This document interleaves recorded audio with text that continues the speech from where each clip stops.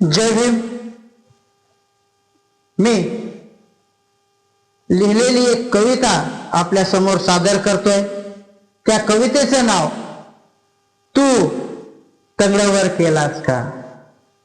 तर ऐका ही कविता.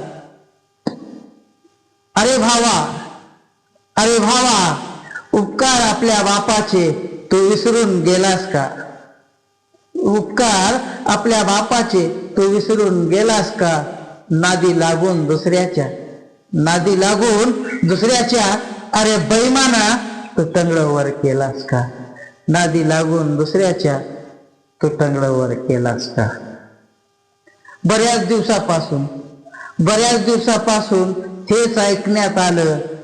आमच्या वाट्याचं, आमच्या ताटातलं सारं यांनीच खाल्लं. दुसऱ्यावर खापर फोडण्या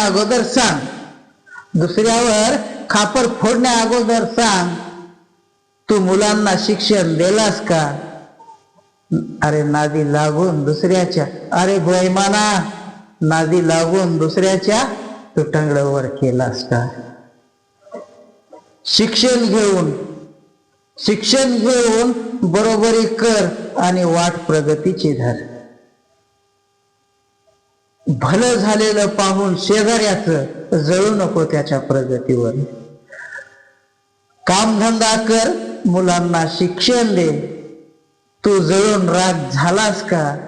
अरे बैमाना तू टंगडवर केलास का. मी व्यसन कर्मकांड सोडून दिले.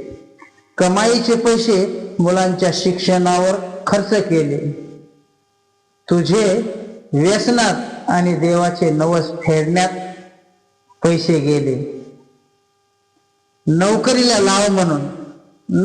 लाव म्हणून तू कधी त्या देवाला भांडलास का.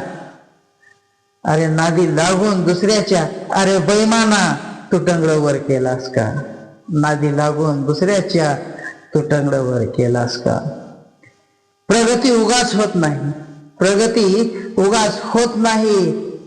त्यासाठी मनाला खूप तडपावं लागतं. आणि आपण मुलांसमोर झुम शराबी केल्यानं त्यांनाही तेच वळण लागतं. अशानं कशी होईल प्रगती. सांग याचा विचार कधी केलास का. दुसऱ्याच्या नादी लागून अरे बैमाना तू टंगडवर केलास का. अरे भावा, उपकार आपल्या बापाचे तू विसरून गेलास का. नादी लागून दुसऱ्याच्या अरे बैमाना तू टंगडवर केलास का. जय भीम, जय संविधान.